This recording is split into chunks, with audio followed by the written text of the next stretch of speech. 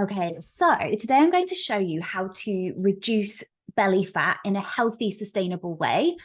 And for a lot of women, it feels like this is a really stubborn area and it's really hard to change. But actually, I'm going to show you today that that is not true.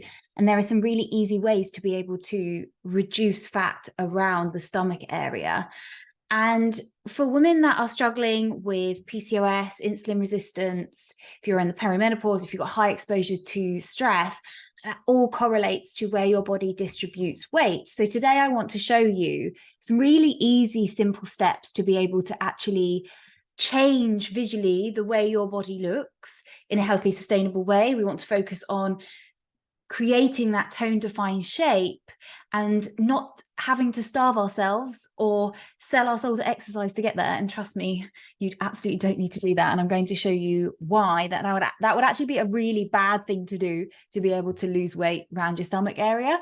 There's a completely different approach to be able to create great results. So let me just talk you through why we tend to retain weight around our tummy area. So it has everything to do with your hormone levels. So if we have elevated levels of cortisol, so that's the stress hormones, insulin, okay, or androgens like testosterone, we tend to find that we carry a lot of weight around our tummy area. And this is commonly found in women with PCOS, perimenopause, or if you have got a lot of stress going on in your life. This means that you could have higher levels of cortisol and remain with higher levels of cortisol for lengthened amounts of time, which can lead to fat being collected around your midsection.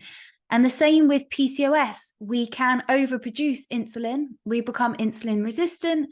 And that's when we start to see that fat distribute here. And again, with testosterone, if we've got higher levels of testosterone, which is found with women with PCOS, again, that can lead to fat around the stomach area. And when we're also, if in the perimenopause, what happens is we can also become more insulin resistant. So we produce more insulin and we can have more cortisol through the body. And because of the decline in estrogen, we can then become testosterone dominant. And that's where we end up finding that weight can almost travel up from our legs up to around our stomach area in the perimenopause. It's this balancing act with your hormones. And when we've got more dominant hormones like cortisol, insulin, testosterone, that's when the dominance leads to the fat distribution around your stomach. Let me just show you as well so you can visually see this, because it makes it 10 times easier to understand when you can actually see it in picture form. Let me just grab a picture that I wanted to show you. Okay, so here, what you can see is two different shapes, okay? And this, if we're collecting weight around here, this tends to signify that there's PCOS, perimenopause, insulin resistance, high levels of stress, where we tend to hold a lot around here, okay? I just wanted you to be able to visualize that. We'll come back to this in a minute because there's something I want to show you on there. But when we are looking to lose this weight around our tummy, it isn't about starving ourselves or doing loads of cardio-based exercise. It's actually about focusing on what do we need to do to balance these key hormones, because dominance in these key hormones is what leads to the distribution of fat around this area. So when we're looking to reduce the fat around this area and signal to the body to metabolize the fat around this area, we need to get these hormones balanced. And we are in control of balancing these hormones through holistic measures, which is so cool, like so cool. And there's so much we can do. So, and I want to share with you proof of this really, because I have PCOS, hypothyroid, and for me, I had insulin resistance. So I had high levels of insulin. I have higher androgens in the body. Like I do still get some facial hair and things like that. And I'd already started quite a lot of my weight loss journey at this point, but I was carrying quite a lot here, as you can see. And here I've changed my composition.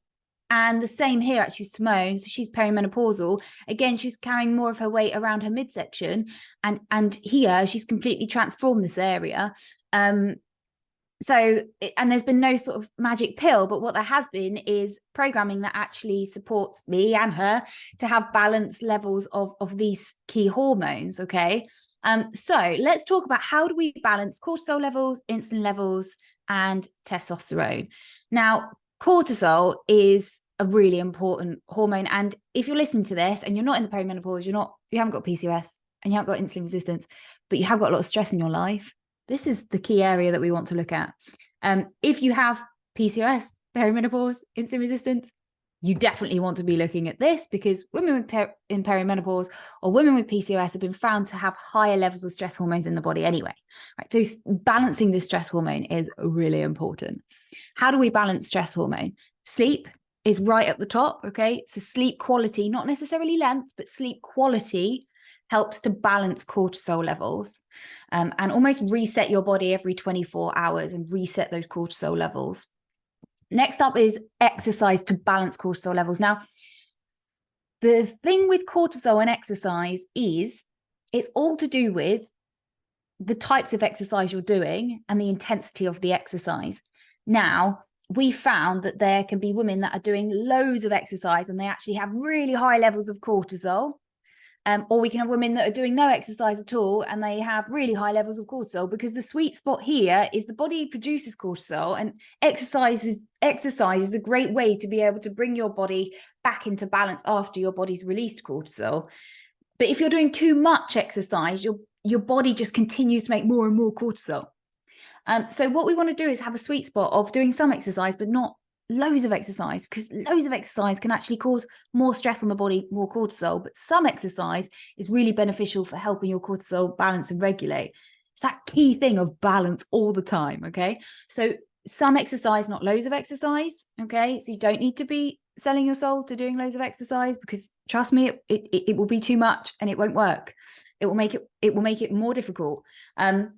Next up is regulating caffeine. Okay, caffeine is a stimulant, very healthy stimulant, again, when we have some and not too much.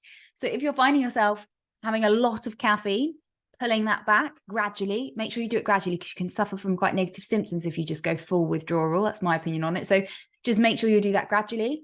And next up, sustainable weight loss. Okay, any aggressive shifts in weight loss can be quite stressful for the body sometimes. So focus on sustainable weight loss. Each week, 1 to 3 pounds a week, depending on how much you've got to lose in your starting point. We all will have different paces we can move in the weight loss zone, but just make sure that the weight loss that you are going through is sustainable. You're losing a sustainable amount of weight as you go.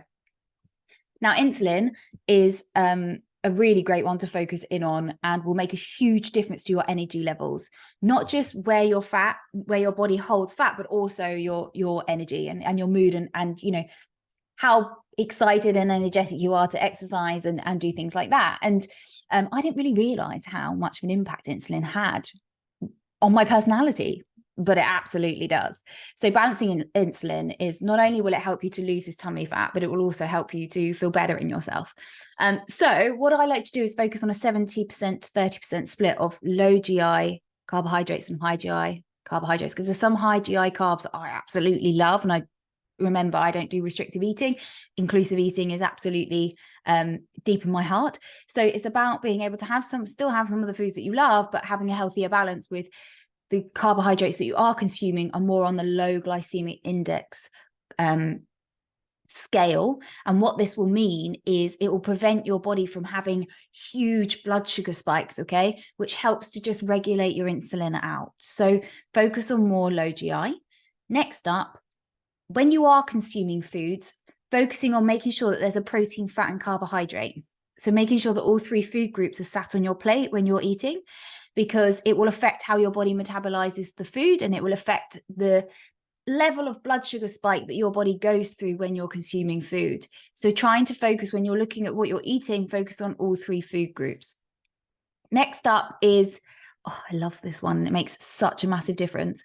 Focusing on the right types of exercise. So focusing on resistance-based exercise and activating your muscle tissue every 48 hours to 72 hours. Okay. So I know for me, to help with balancing my insulin levels and balancing my cortisol levels, I know that I need to lift weights every 48 to 72 hours. I need to wake up the muscles in my body every 48 to 72 hours. Okay. And that's a non-negotiable in my life.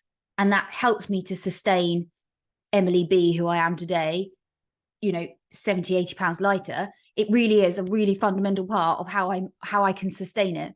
So even if I'm going on holiday or anything like that, I'll think about how can I creatively activate my muscle tissue and make sure, because the body constantly needs reminding.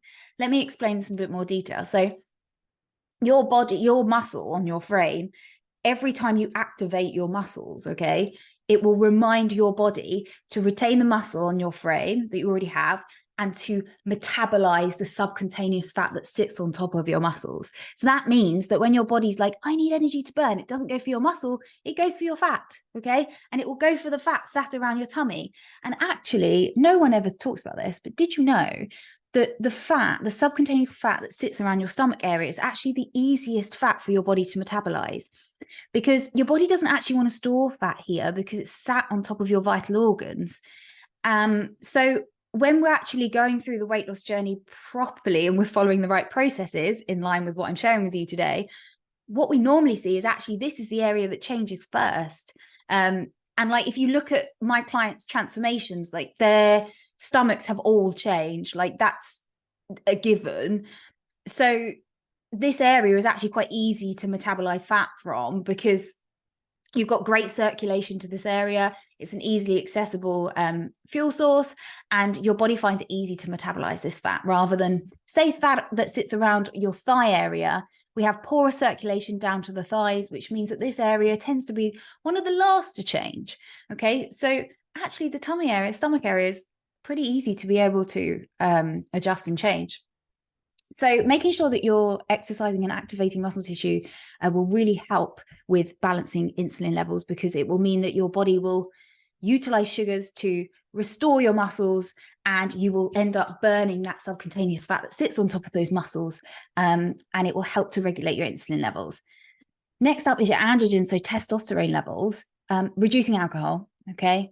It's been found in studies that if we are drinking alcohol, it can lead to higher androgen levels, which can lead to storing fat around the stomach area. So we want to reduce down alcohol as much as we possibly can. But again, I'm into inclusive eating and drinking. So not banning stuff if we don't want to, but just regulating it and just being a bit more mindful with it, because it will make a massive difference. Focusing on making sure you're having protein in your diet, but let's not have too much protein, okay? Especially women with PCOS. You know, I've had women come into the program that have been told to eat a huge amount of protein, and it's actually worsened symptoms like hair growth and things like that. It's a balancing act with women with PCOS. We want to have sufficient protein, but we don't want to have too much protein and increase androgens, testosterone in the body. So just making sure you're having balanced levels of protein.